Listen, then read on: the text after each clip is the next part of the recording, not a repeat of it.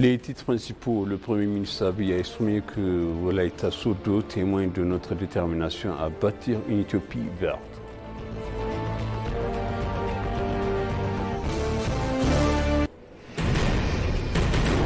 L'ambassadeur Fessoum a exprimé sa gratitude à la diaspora pour son soutien dans sa précédente au barrage de la Renaissance hydroélectrique éthiopien.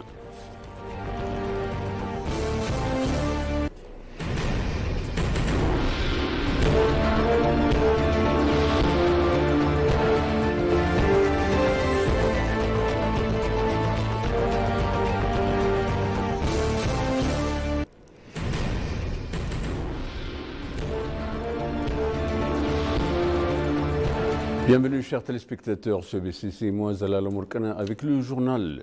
Lors de sa visite à Arba Minch, le Premier ministre Abiy Ahmed a fait le point sur l'état d'avancement du projet Dine for Generation ainsi que sur plusieurs autres initiatives de développement local. Le Premier ministre a également mis en avant le développement du site de Kilfo Riverside qu'il a qualifié d'atout majeur pour la ville.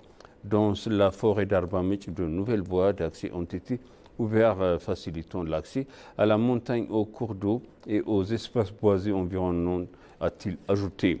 Ces efforts permettent non seulement de restaurer la verdure de terre, mais aussi de transformer le mode de vie, a affirmé le Premier ministre dans sa message de partager sur les réseaux sociaux. Les habitants de Wolaïta, connus pour leur éthique et de travail et leurs unités, continuent de jouer un rôle important dans ce processus de transformation, a-t-il ajouté le Premier ministre.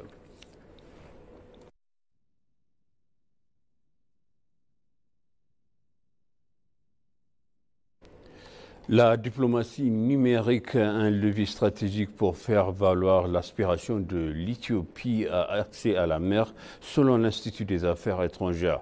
L'Éthiopie doit utiliser la diplomatie numérique comme outil clé pour faire entendre auprès de la communauté internationale sa revendication légitime à un accès maritime, a exprimé Jafar Bedrou, directeur exécutif de l'Institut des Affaires étrangères, lors des entretiens accordés à l'agence de nouvelles éthiopienne. Selon lui, après l'achèvement du grand barrage de la Renaissance hydroélectrique, considéré comme un projet phare pour le développement économique et énergétique du pays, l'attention se porte désormais sur la concrétisation de l'objectif stratégique d'un débouché sur la mer. En outre, Jafar Bedrou a invité les citoyens éthiopiens, en particulier ceux de la diaspora, à jouer un rôle actif sur les réseaux sociaux en tant qu'ambassadeurs numériques du pays.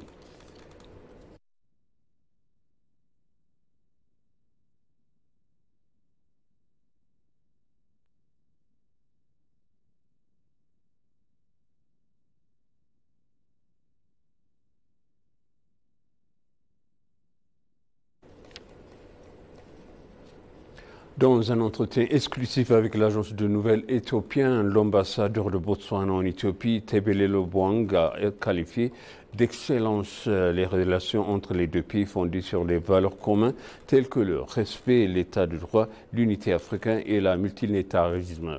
L'ambassadeur Bwang a confirmé que l'Éthiopie et le Botswana finalisent un protocole d'accord visant à renforcer leur coopération en matière de développement agricole, qui est un cœur de ce partenariat croissant. La connectivité entre les deux pays s'est renforcée notamment grâce à l'Ethiopian Airlines qui a assuré ses vols quotidiens vers Gaborone et a lancé une nouvelle ligne en juin 2024 vers moins pôle touristique clé du Botswana. L'ambassadeur Bwang a également salué le rôle de l'Éthiopie dans le maintien de la paix, notamment en Somalie, et a affirmé le soutien de Botswana au leadership éthiopien dans la région.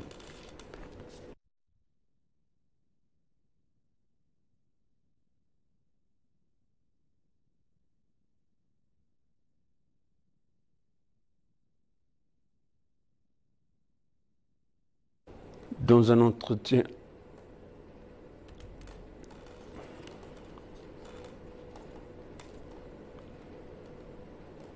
Dans un entretien exclusif avec l'ENA, le directeur général de l'Institut éthiopien de recherche agricole, le professeur Nuguse Dechasa, a souligné le rôle déterminant de l'Institut dans la diffusion de variétés hybrides de cultures telles que le blé et l'orge auprès de l'agriculteur à travers le pays. Le professeur a appelé qu'alors que l'Éthiopie dépendait autrefois des importations d'orge pour la fabrication de malt, le pays parvient désormais à couvrir ses besoins grâce à la production de local depuis une décennie. Le professeur Ngousé a précisé que 26 variétés de soja ont été recensées, offrant un potentiel de rendement situé entre 17 et 26 quintaux par hectare.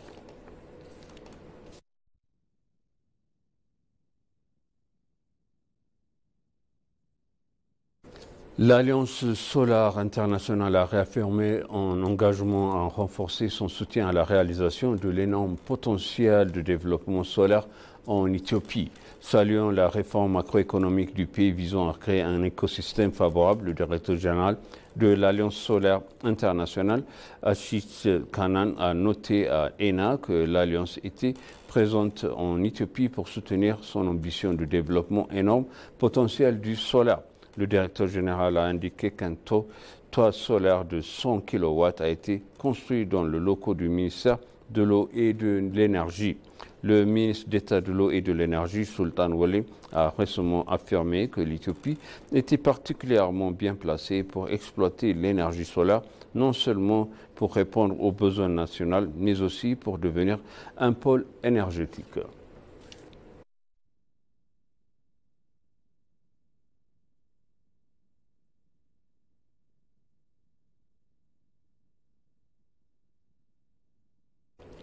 L'ambassadeur Fusum a déclaré à l'ENA que la participation des Éthiopiens et des personnes d'origine éthiopienne vivant à l'étranger au projet des efforts de développement dans le pays est en augmentation.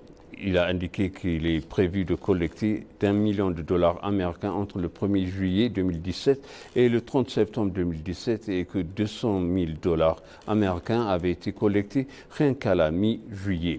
L'ambassadeur a exprimé sa gratitude à la diaspora pour son soutien sans précédent au barrage de la Renaissance hydroélectrique éthiopien, indiquant que la diaspora doit s'investir activement dans le domaine des investissements, notamment dans le secteur de la technologie financière, tant individuellement qu'en partenariat.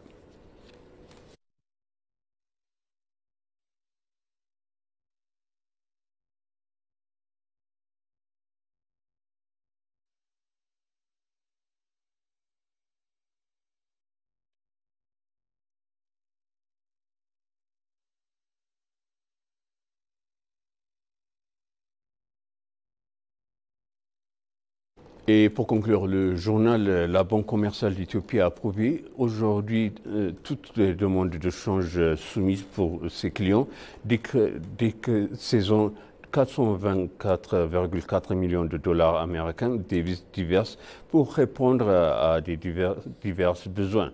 Depuis le 22 juillet 2017, la banque a versé 541,4 millions de dollars américains de devises diverses à 1140 clients, a-t-elle indiqué dans un communiqué à ABC News. Cet versement s'ajoute aux provisions quotidiennes régulières en devises pour le carburant, les engrais et autres services. Depuis le 1er juillet 2025, un total de 1034 milliards de dollars américains de paiements de devises ont été effectués pour les paiements commerciaux et les services. La banque a également confirmé qu'elle continuerait à répondre régulièrement à l'offre de devises en fonction des besoins de clients et de priorités stratégiques nationales.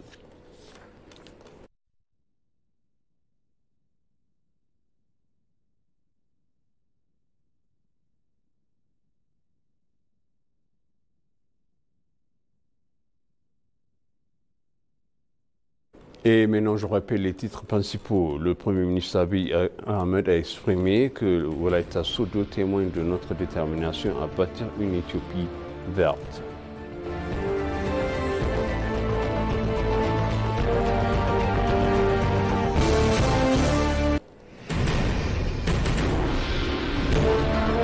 L'ambassadeur Fusum a exprimé sa gratitude à la diaspora pour son soutien sans précédent au barrage de la Renaissance hydroélectrique éthiopienne.